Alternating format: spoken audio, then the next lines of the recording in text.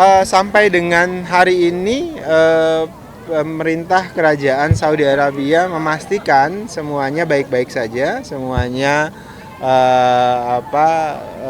bisa dikendalikan dan mereka menjamin dan proses perhajian tahun ini bisa berjalan dengan baik.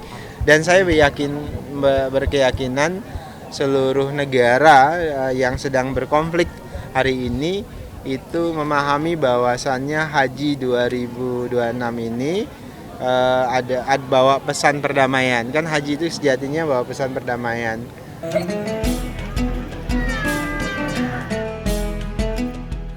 354 calon jemaah haji kloter pertama embarkasi Yogyakarta tiba di area embarkasi Hotel Ibis Novotel, Temon, Kulon Progo. Para calon jemaah haji ini tiba dengan 9 bus setelah mengikuti proses pelepasan di Masjid Agung Wates. Seluruh jemaah akan menjalani pemeriksaan akhir sebelum masuk ke layanan terpadu. Jemaah juga akan diberikan berbagai dokumen penting seperti paspor, visa, hingga kartu nusuk sejak di embarkasi.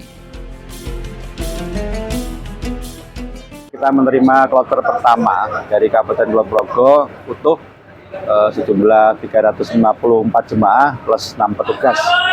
Alhamdulillah ya pagi ini jam 6:15 sudah tiba di embarkasi, dan setelah ini semua nanti akan kita terima di Grand Ballroom ya. Lalu mereka nanti akan dilaksanakan proses one stop service. Pada saat ini meliputi proses pemeriksaan akhir kesehatan oleh teman-teman dari BKK maupun Dinas Kesehatan. Mereka semuanya akan diperiksa satu persatu.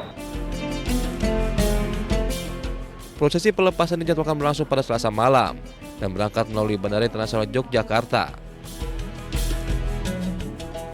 Dari Kulon Progo, Yogyakarta, Basuki Budi Utomo, iNews melaporkan.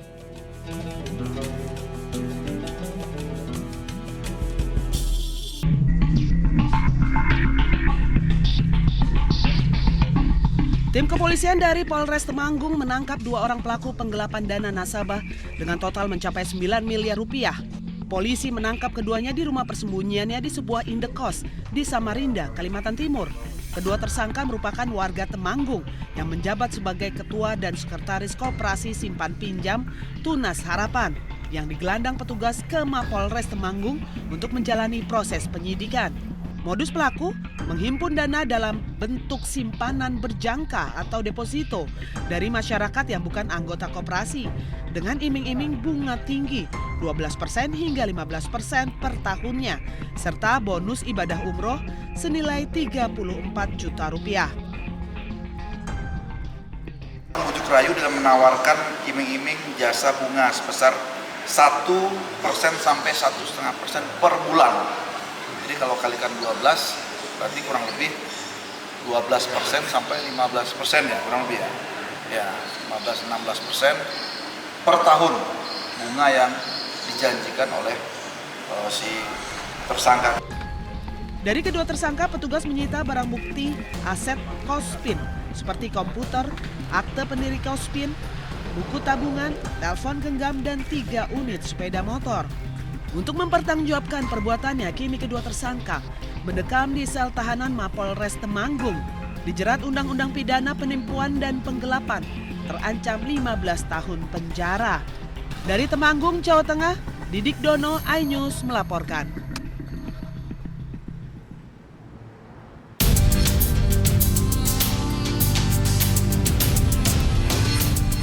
Pencurian alat musik tradisional gamelan kembali terjadi di Yogyakarta. 7 bilah slendro milik Fakultas Ilmu Budaya Universitas Gadjah Mada raib diambil pencuri.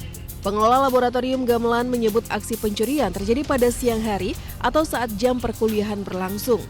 Terekam CCTV seseorang yang tak dikenal tampak mondar-mandir di depan laboratorium gamelan. Sambil membawa tas ransel, pria berbaju kuning dan mengenakan masker ini terlihat 2 kali memasuki laboratorium gamelan sebelum pergi meninggalkan kampus. Penelusuran tim IT kami, ternyata pelaku ini tidak langsung melaksanakan aksinya, tapi mulai pukul 12. Jadi dia sudah terekam, pukul 12 itu sudah naik ke sini. Ada mahasiswa saya yang menjadi saksi. dia mengetahui ada orang tidak dikenal masuk ke dalam sini dengan dalih ingin numpang cas HP. Lah anehnya ketika dia mengecas HP itu, dia nggak betah lalu keluar. Hanya 3 menit ngecas HP terus keluar. Nah, ternyata itu jam 3 ada orang tidak dikenal, orang yang sama ketemu mahasiswa saya yang lain lagi dengan. Akibat pencurian ini pihak UGM mengalami kerugian sekitar 10 juta rupiah. Kita menerima aduan ya dari saudara Wakijan ya, terkait dengan peristiwa pencurian ya, terhadap 7 buah bilah selindro berupa gamelan yang ada di Fakultas Ilmu Budaya Kampus UGM. Ya. Kemudian estimasi untuk kerugiannya sekitar 10 juta rupiah.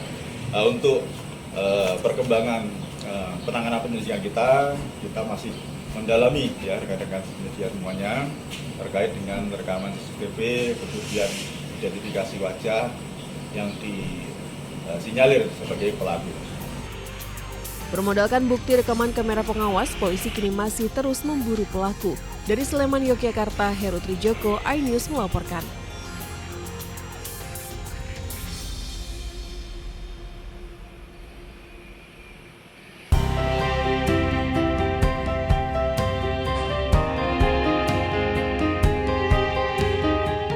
Terik matahari tak menyurutkan langkah para perempuan tangguh di Desa Panggisari, Mandiraja, Banjarnegara, Jawa Tengah. Dengan pikulan di bahu, satu persatu batu bata mereka angkut dari area pembakaran menuju bak truk. Kerjaan berat yang selama ini identik dengan kaum pria, kini jadi nafas kehidupan mereka. Bahkan telah mereka jalani belasan hingga puluhan tahun. Tak mengeluh, tak berhenti, dalam sehari mereka mampu memindahkan ribuan hingga puluhan ribu bata merah. Namun di balik kucuran keringat, setiap bata yang diangkut hanya dihargai Rp20.000. Kerja keras mereka sangat tak sebanding dengan nilai yang diterima. Harapannya ya harus maju lah, maju ke depannya harus maju. Itu saya kan jadi kuli, kalau itu banyak niku ya gimana lah. Buat ekonomi saya, ntar lebih kalau cucu minta duit ya saya bisa ngasih sama cucu kayak gitu. Meski risiko kesehatan dan lelah terus mengintai, mereka tetap bertahan. Keikhlasan menjadi kekuatan demi dapur yang harus tetap mengepul. Di hari Kartini ini, suara mereka mungkin tak terdengar nyaring, namun perjuangan mereka nyata. Para perempuan berharap ada perhatian lebih agar nasib buruh kecil seperti mereka tak lagi terpinggirkan. Dari Banjarnegara, Jawa Tengah, Nurdin Fauzi, iNews melaporkan.